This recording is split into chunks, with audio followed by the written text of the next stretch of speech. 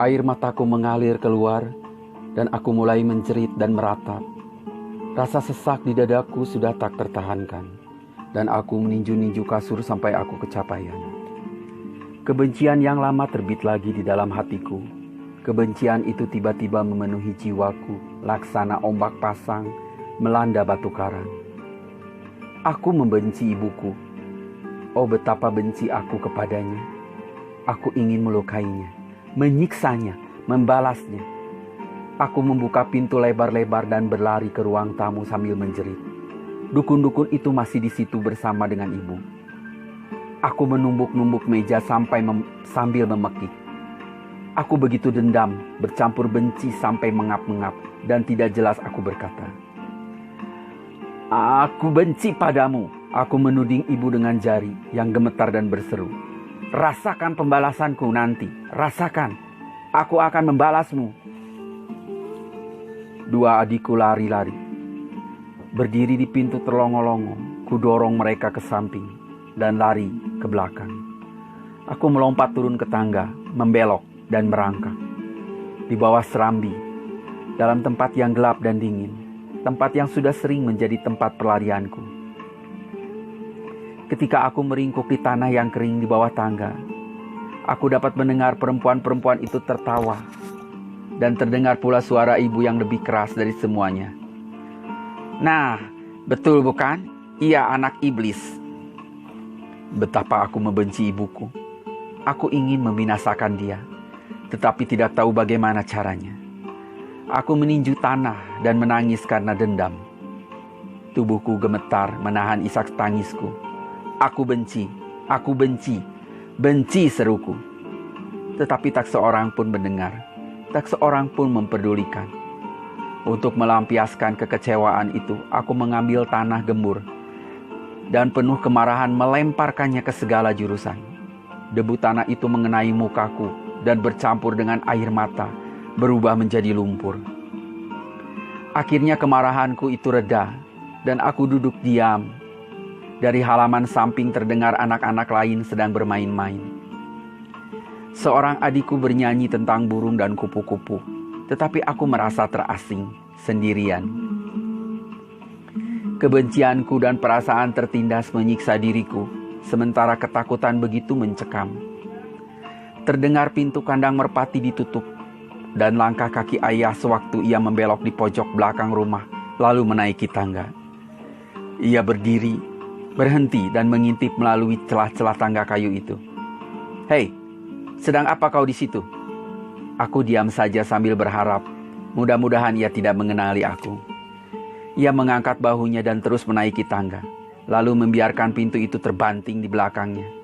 Tak seorang pun memperdulikan, pikirku. Di dalam rumah suara ketawa lebih bergemuruh. Ketika suara ayah yang besar dan rendah ikut tertawa bersama suara perempuan-perempuan itu. Aku tahu mereka masih menertawakan diriku. Gelombang kebencian membanjiri hatiku lagi. Air mata bercucuran dan sekali lagi aku menjerit. Ibu, aku membencimu. Aku benci padamu. Aku benci. Suaraku memantul dalam kekosongan di bawah rumah itu. Ketika mencapai puncak emosi, aku rebah terlentang di tanah yang kotor dan berguling-guling. Tubuhku tertutup debu. Karena capai aku tutup mataku dan aku mengisak. Akhirnya tertidur. Matahari sudah terbenam di laut barat ketika aku terbangun dan merangkak keluar dari bawah serambi. Di antara gigiku yang masih terasa pasir gemerisik, kotoran melekat pada tubuhku. Kodok-kodok mulai mengorek, jengkrik-jengkrik mengkirik, dan embun terasa lembab serta dingin pada kakiku yang telanjang. Ketika aku berdiri di kaki tangga, ayah membuka pintu belakang. Dan aku terkena sorotan cahaya yang kuning. Bangsat, katanya. Sedang apa kau di sana begitu lama? Lihat dirimu. Kami tidak ingin ada babi kotor masuk dalam rumah. Cepat bersihkan diri dan makan. Aku menurut. Tetapi pada waktu aku membasuh badanku di pompa, aku tahu bahwa kebencian akan selalu ada di hatiku. Aku tak akan mencintai lagi. Tak akan pernah lagi. Ketakutan, kenajisan, dan kebencian itulah bagiku, si anak iblis. Aku sudah mulai lari ke dalam lembah gelap. Keluarga-keluarga Putra Rico mempunyai kebiasaan untuk mengirim anak-anak mereka ke New York apabila mereka sudah cukup besar untuk berdikari. 6 kakakku sudah meninggalkan pulau kami dan pindah ke New York. Semuanya sudah menikah dan berusaha membina kehidupan baru buat diri mereka. Tetapi aku masih terlalu muda untuk pergi. Akan tetapi selama 5 tahun berikutnya orang tuaku menyadari bahwa aku tak dapat tinggal di Puerto Rico lagi. Di sekolah aku menjadi pemberontak. Aku sering berkelahi, terutama dengan anak-anak yang lebih kecil. Suatu hari aku memukul kepala seorang anak perempuan kecil dengan batu. Aku berdiri dan menatap dia dengan rasa senang, sementara darah meleleh di rambutnya. Anak itu menangis dan menjerit-jerit, sedang aku tetap berdiri sambil tertawa. Malam itu ayah menampar mukaku sampai mulutku berdarah. Darah ditebus dengan darah, serunya. Aku membeli senapan angin supaya aku dapat menembak burung. Aku tidak puas hanya membunuh saja burung-burung itu. Lebih dulu kusiksa binatang-binatang tak berdaya itu. Adik-adikku menjauhkan diri daripadaku karena kegemaranku yang aneh, yaitu melihat darah. Di kelas 8 atau SMP kelas 2, aku berkelahi dengan guru prakarya. Ia kurus tinggi dan senang mengganggu wanita-wanita dengan menyiuli mereka. Pada suatu hari di kelas, aku memanggilnya, "Orang negro." Ruangan menjadi sunyi dan anak-anak lainnya mundur di antara mesin-mesin dalam bengkel itu, karena menyadari adanya sesuatu yang tegang. Guru itu berjalan menuju ke tempat aku berdiri di samping mesin bubut. "Mau apa kau, anak gandungan?" Aku membalas, "Cih! Orang negro, aku bukan gadungan." Sebelum aku sempat mengelak, ia telah memukul aku dengan lengannya yang kurus panjang itu, dan terasa bibirku pecah akibat tamparan yang kejam itu. Aku merasa darah mengalir ke mulutku, turun ke dagu. Aku mendekatinya dan mengayunkan kedua tanganku. Ia orang dewasa, sedangkan berat badanku tidak mencapai 45 kilo. Tetapi hatiku penuh dengan kebencian, dan darah yang mengalir itu membuat aku naik pincang. Guru itu menghindari pukulanku dengan mendorong dahiku sehingga aku hanya bisa meninju angin. Karena menyadari aku tak berdaya, aku mundur. "Awas kau negro," teriakku. "Aku akan lapor polisi, lihat saja nanti." Aku lari keluar. Ia menyusul di belakangku sambil berteriak, "Tunggu, aku minta maaf." Tetapi aku sudah pergi. Aku tidak ke polisi, melainkan memberitahukan ayah bahwa guruku itu mencoba untuk membunuhku. Ayah marah sekali. Ia masuk ke dalam rumah dan keluar dengan pistolnya yang besar terselip di sabuknya. "Ayo, akan kubunuh tukang gertak itu." Kami kembali menuju sekolah. Sukar sekali mengikuti langkah ayah yang panjang-panjang. Aku setengah berlari di belakangnya. Hatiku merasa senang membayangkan bagaimana guru yang jangkung itu akan gemetar di hadapan lampiasan kemarahan ayah. Tetapi guru itu tidak ada di kelas. "Tunggu di sini, nak," kata ayah. "Aku akan bicara dengan kepala sekolah supaya mengetahui latar belakang persoalan ini." Kecil hatiku, tetapi aku menunggu. Ayah lama sekali di kantor kepala sekolah. Ketika ia keluar, memaksa aku berdiri. "Ayo, ada beberapa hal yang harus kau jelaskan. Ayo pulang." Sekali lagi kami berjalan melewati dusun kecil dan kembali menanjaki jalan menuju rumah. Ayah menghela lenganku memaksa ikut di belakangnya. "Kau pembohong keparat," katanya kepadaku di muka rumah. Ia mengangkat tangannya hendak menampar aku. Tetapi aku membungkuk, menjauhkan diri dari jangkauannya, dan lari menuruni jalan itu. "Tidak apa, larilah terus," teriaknya. "Kau pasti pulang lagi, dan apabila kau pulang akan kucambuk kau." Memang, aku kembali, tetapi 3 hari kemudian, polisi menangkap aku ketika aku berjalan menuju perbukitan di daerah pedalaman. Aku memohon kepada mereka supaya membiarkan aku pergi saja, tetapi mereka mengembalikanku pada ayah, dan ia menepati janjinya. Aku bertekad membuatnya lagi, dan lagi. Dan aku akan lari lagi sampai jauh sekali, sehingga tak seorang pun akan dapat membawaku kembali Dalam 2 tahun berikutnya, aku melarikan diri sebanyak 5 kali. Setiap kali polisi menemukan aku dan menggiringku kembali ke rumah. Akhirnya, dalam keputusasaan, ayah dan ibu menulis surat kepada kakakku, yaitu Frank. Mereka menanyakan apakah kakakku bersedia menerima aku tinggal bersamanya. Frank setuju dan mereka berbuat persiapan untuk keberangkatanku. Pada pagi harinya aku akan berangkat. Anak-anak berdiri di serambi muka. Ibu merangkulku erat-erat. Matanya berkaca ketika ia hendak bicara. Tetapi tak sepatah kata pun yang bisa diucapkannya. Perasaanku tidak tersentuh sama sekali. Sambil menjinjing kopor kecil, aku membalingkan diri dengan muka cemberut dan berjalan ke mobil pick-up, di mana ayah sedang menunggu. Aku sama sekali tidak menoleh ke belakang lagi. Lapangan udara San Juan hanya ditempuh dalam waktu 45 menit saja. Di situ ayah memberiku tiket pesawat dan menyelipkan lipatan uang $10 ke dalam tanganku. "Teleponlah Frank, begitu kau tiba di New York," katanya. "Pilot pesawat akan menjagamu sampai Frank datang." Ia berdiri menatapku agak lama. Tubuhnya menjulang tinggi di atasku. Rambutnya yang bergelombang beruban itu melambai-lambai ditiup angin. Tentulah aku nampak kecil tak berdaya pada waktu aku berdiri di gerbang pangkalan dengan kopor kecil di tangan. Bibir bawahnya sedikit gemetar ketika ia mengulurkan tangannya untuk bersalaman. Kemudian dengan tiba-tiba ia merangkul tubuhku yang kecil dan menarikku rapat-rapat ke tubuhnya. Aku mendengar ia mengisak satu kali, "Hijau Mio," yang artinya anakku. Ia melepaskan rangkulannya sambil berkata cepat-cepat, "Jadilah anak yang baik, burung kecilku." Aku berpaling dan lari menaiki tangga pesawat terbang yang besar itu, lalu duduk di tempatku dekat jendela. Di luar tampak tubuh ayahku yang kurus, si datu besar yang berdiri di dekat pagar. Satu kali ia mengangkat tangannya seolah-olah akan melambaikan tangan, tetapi merasa malu. Lalu cepat-cepat ia menuju ke pick-up yang tua itu. Dengan julukan apakah ia memanggil aku tadi? "Burung kecil." Aku teringat akan saat yang indah itu bertahun-tahun yang lalu ketika duduk-duduk di tangga serambi yang besar. Saat itu ayah memanggilku begitu. Ia duduk di kursi goyang di serambi sambil merokok dan mencerita kepadaku tentang seekor burung yang sudah menjadi legenda di Puerto Rico. Burung itu tak punya kaki dan ia selalu terbang. Ayah memandangku dengan sedih. "Itulah kau, Niki. Kau takkan pernah tenang. Seperti burung yang kecil itu. Kau selalu lari, terbang."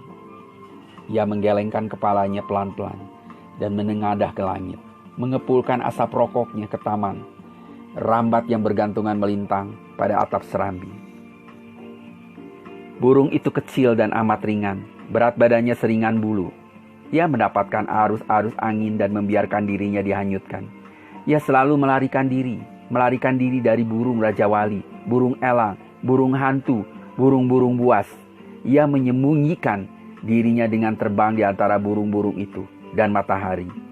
Jika mereka terbang lebih tinggi daripadanya, maka mereka dapat melihat dia di atas bumi yang gelap. Tetapi sayangnya, yang kecil itu tembus cahaya, bagai air danau yang jernih. Selama ia terbang lebih tinggi, burung-burung itu tak dapat melihat dia. Ia tak pernah berhenti. Ayah bersandar di kursi dan mengembuskan asap biru ke udara yang bersih. "Tetapi bagaimana dia makan?" tanyaku. "Ia makan sambil terbang," jawab ayah. Ia bicara pelan-pelan, seperti sedang melihat makhluk kecil itu. Ia menangkap serangga dan kupu-kupu. Ia tak punya kaki. Ia selalu bergerak. Aku tertarik sekali dengan cerita itu. "Tetapi bagaimana bila cuaca buruk?" tanyaku lagi. "Bagaimana jika matahari tidak bersinar? Bagaimana ia melepaskan diri dari musuh-musuhnya pada saat-saat seperti itu?" "Dalam cuaca yang buruk, Niki," kata ayah, "ia terbang tinggi. Sekali sampai tak seorang pun dapat melihatnya. Satu-satunya waktu ia berhenti terbang, satu-satunya waktu ia berhenti berlari, satu-satunya waktu ia turun ke bumi, ialah bila ia mati. Sebab sekali ia menyentuh bumi, ia tak akan dapat berlari lagi." Ayah menepuk-nepuk belakangku dan menyuruhku pergi keluar. "Pergilah sekarang, burung kecil, lari dan terbanglah. Ayahmu akan memanggilmu apabila sudah waktunya untuk tidak lari lagi." Aku berlari-lari, melompat-lompat di halaman yang berumput itu sambil mengepak-ngepak lengan seperti burung yang hendak terbang. Tetapi entah kenapa, aku tak dapat mencapai kecepatan yang cukup tinggi untuk naik ke udara. Mesin kapal terbang mulai berbunyi, memuntahkan asap hitam, dan meraung-raung. Akhirnya terbanglah aku. Aku sedang dalam perjalanan. Dengan tersentak bis itu berhenti di luar. Cahaya lampu-lampu terang dan tanda-tanda aneka warna berkedip-kedip memancarkan sinar dalam kegelapan malam yang dingin. Laki-laki di kursi deretan samping berdiri, siap akan turun. Aku ikuti dia keluar lewat pintu belakang. Pintunya menutup kembali di belakangku dan bis itu berangkat. Aku tertinggal seorang diri di tengah-tengah 8 juta orang. Kupungut segenggam salju kotor dan membuang bagian atas yang keras. Nampaklah salju itu putih, berkilau-kilauan. Aku ingin memasukkannya ke mulut dan memakannya. Tetapi sementara aku mengamatinya, bintik-bintik hitam mulai kelihatan pada permukaannya. Aku tiba-tiba menyadari bahwa udara penuh dengan jelaga dari cerobong-cerobong asap dan salju itu mulai kelihatan seperti keju ditaburi merica hitam. Aku membuangnya. Tak apalah. Aku bebas. Selama 2 hari aku mengembara di dalam kota. Kudapati sebuah mantel tua dibuang di tong sampah di sebuah lorong. Lengannya terlalu panjang dan pinggirannya menutupi sepatuku. Kancing-kancingnya sudah lepas dan sakunya robek. Tetapi mantel itu cukup menghangatkan tubuh. Malam itu aku tidur dalam kereta api di bawah tanah, berbaring merekuk di salah satu tempat duduk. Menjelang akhir hari kedua, rasa gembira sudah hilang. Aku lapar dan kedinginan. 2 kali aku mencoba berbicara dengan orang dan minta pertolongan. Orang yang pertama sama sekali tak menghiraukan aku. Ia berjalan terus. Aku dianggapnya angin saja. Orang yang kedua mendorongku ke tembok. "Nyalah, jangan menyentuhku dengan tanganmu yang kotor itu." Aku takut. Aku berusaha tetap menguasai diri agar tidak diliputi rasa panik. Sore itu aku menyusuri jalan-jalan di kota itu lagi. Mantel yang panjang itu terseret-seret sepanjang jalan. Berjalan melewati aku, lalu menoleh. Tetapi tak seorang pun yang mempedulikan. Mereka hanya melihat sejenak, lalu berjalan terus. Malam itu, uang $10 yang diberikan ayah aku belanjakan. Aku singgah di sebuah rumah makan kecil dan memesan sebuah hotdog. Dengan menunjuk pada gambar yang tergantung di atas meja pajangan yang berminyak. Aku makan habis dengan lahap. Lalu mengisyaratkan bahwa aku ingin satu lagi. Laki-laki di meja pajangan itu menggelengkan kepala dan mengulurkan tangannya. Aku merogoh saku, mengeluarkan lembaran uang kertas yang bergumpal. Sesudah menyekat tangannya pada serbet, ia membuka gumpalan itu, membentangkannya 2 kali, kemudian memasukkannya ke dalam saku celemeknya yang kotor. Lalu ia memberi aku 1 roti sosis lagi dan semangkuk sambal yang cair. Setelah selesai, ku cari dia, tetapi dia sudah menghilang ke dapur. Ku ambil koporku dan keluar lagi. Berjalan ke jalan yang dingin. Itulah pengalamanku yang pertama dengan cara perdagangan. Maklumlah, aku sama sekali tak tahu bahwa roti itu tidak seharga $5. Aku berjalan terus menyusuri jalan itu dan akhirnya berhenti di muka sebuah gereja. Pintu gerbang besi yang berat sekali melintang di muka pintu gereja itu dan dikunci dengan rantai dan gembok. Aku berdiri di depan bangunan baru yang berwarna abu-abu itu, serta menengadah memandangi menara yang menjulang ke langit. Tembok-tembok, batu dan jendela-jendela kaca berwarna yang gelap itu bagaikan berlindung di balik pagar besi. Patung seorang laki-laki yang berwajah baik hati dengan pandangan mata yang sayu tampak melalui gerbang yang terkunci itu. Lengannya terentang dan ditimbuni salju, tetapi ia terkunci di dalam, dan aku terkunci di luar. Aku berjalan terseok-seok sepanjang jalan, berjalan. Rasa panik mulai timbul lagi. Hari sudah hampir tengah malam dan badanku gemetar. Bukan karena kedinginan saja, tetapi juga karena ketakutan. Aku berharap terus mudah-mudahan aku berjumpa dengan seorang yang akan berhenti dan menanyakan apakah aku memerlukan pertolongan. Aku tidak tahu apa yang harus kulakukan seandainya ada seorang yang menawarkan pertolongan. Tetapi aku merasa kesepian, aku takut dan aku bingung. Orang banyak yang bersimpang siur berjalan terus meninggalkan aku. Aku belum tahu bahwa seorang dapat merasa kesepian di tengah-tengah jutaan orang. Pikirku, Orang hanya akan kesepian apabila ia tersesat dalam hutan atau berada di padang pasir. Tetapi kesepian semacam ini jauh lebih buruk. Aku melihat orang-orang berpakaian mewah pulang dari gedung sandiwara.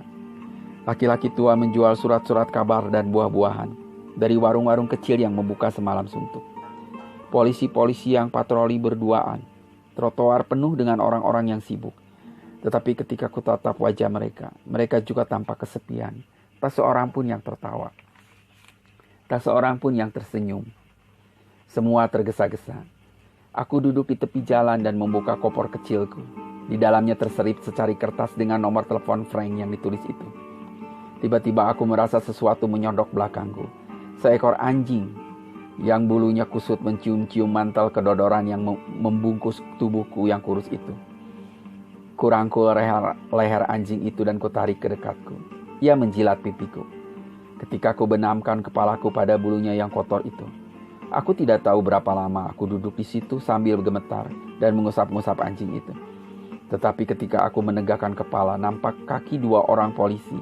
Sepatu bot mereka basah dan kotor. Anjing kampung yang kotor itu merasa adanya bahaya dan tiba-tiba berlari dengan cepat memasuki sebuah lorong. Salah seorang polisi itu menyodok bahuku dengan tongkatnya. "Mengapa kau duduk-duduk di sini pada tengah malam begini?" tanyanya. Mukanya tampak seperti berada beratus-ratus kilometer di atasku. Dengan susah payah aku berusaha menerangkan dalam bahasa Inggris yang tidak lancar bahwa aku tersesat. Yang seorang komat kamit mengatakan sesuatu kepada temannya dan berjalan pergi. Temannya yang tinggal berlutut di dekatku pada trotoar yang kotor itu. "Bolehkah aku menolongmu?" Aku mengangguk dan menyodorkan kertas dengan nama Frank dan nomor teleponnya. "Kakak laki-laki," kataku. Ia menggeleng-geleng kepalanya ketika melihat tulisan ceker ayam itu. "Di alamat ini kau tinggal, nak?" Aku tidak tahu harus menjawabnya. Aku hanya berkata, "Kakak laki-laki." Ia mengangguk-angguk dan menarikku berdiri. Kami pergi ke tempat telepon di belakang sebuah kios surat kabar. Polisi itu merogoh sakunya, menemukan uang, lalu memutar nomor telepon. Ketika terdengar suara Frank yang mengantuk itu, ia menyodorkan telepon itu kepadaku. Kurang dari 1 jam, aku sudah ada di apartemen Frank. Sop panas yang disajikan Frank sedap sekali, dan tempat tidur yang bersih itu menyenangkan. Keesokan paginya, Frank mengatakan bahwa aku harus tinggal bersama dia. Mereka akan merawat dan menyekolahkanku. Tetapi suara hati kecilku mengatakan bahwa aku tidak akan tinggal terus di situ. Aku sudah mulai lari, dan sekarang tak ada sesuatu pun yang akan menghentikan aku.